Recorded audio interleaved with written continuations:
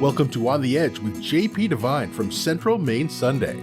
On the Edge with JP Devine audio is made possible by our subscribers like you. Thank you for listening and supporting local journalism in Central Maine. Now here's JP Devine. Apocalypse Now. Last Tuesday, the checkout lines at Hannaford looked like they were giving away relief checks. These were folks who had already spent last week's relief checks. They'd gotten $450 for oil just before it went up to $480. Well, the talk from Hallowell to Bangor was about a real killer.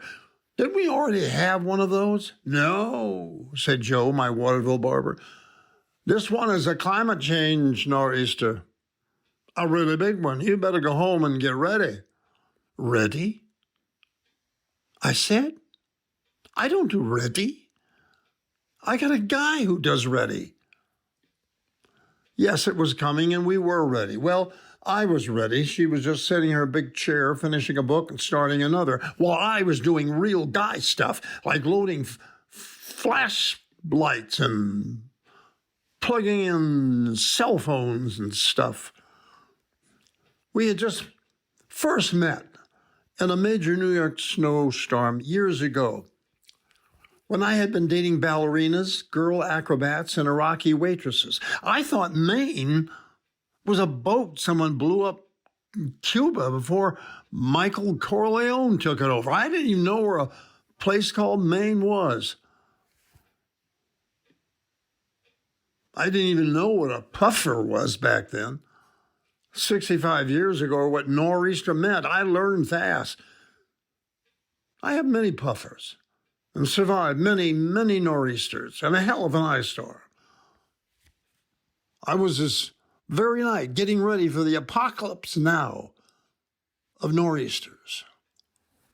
Snow was romantic in New York, and songs and poems, movies in the New Yorker, L.A. We lived in a city where Gene Kelly danced in the rain, where it hadn't rained in 5 years. In New York, we had a nice, warm apartment where everything was included, and we never had to worry about how much oil cost. And then one day, they stopped including everything except roaches and rats. In Los Angeles, we had police choppers floating over our pricey neighborhoods. We felt safe. Then one day she said, how's about we go live in my little town in Maine and grow our own veggies, and you can wear overalls like Buddy Ebsen and mow the lawn and rake leaves like, wait. How much do the Japanese gardeners charge in Maine? The Japanese teach at Colby. They don't cut grass. Mexicans, French like you? Silly, everybody there is French. You'll love it. The summers are warm, and you'll love autumn when the leaves turn and gold and orange. Wait. Leaves turn where?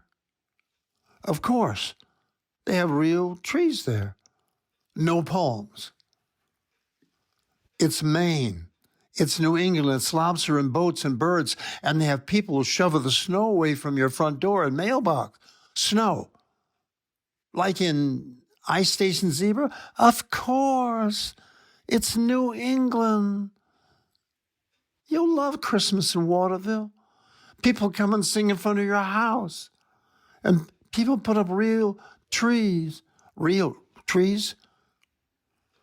Where do they get real trees? In the woods. You go and you chop your own. Chop? I'm an actor. I don't do chop. Well, of course, here we were 62 years later, waiting for the white apocalypse, watching the lights flicker and powering up our iPhones. I turned the thermostat up to 74 and I checked all the doors. Turned our electric blankets on at 6 o'clock, made the dinner early, knowing that a nor'easter was surely going to take all the romance and the meatloaf away. The weather lady said, 6 to 10 inches of heavy wet snow will bring down your branches. Well, I turned on the porch lights and I looked out the thousands of limbs that would surely come down, and I remembered how the snow covered the garbage cans on East 76th Street. How romantic.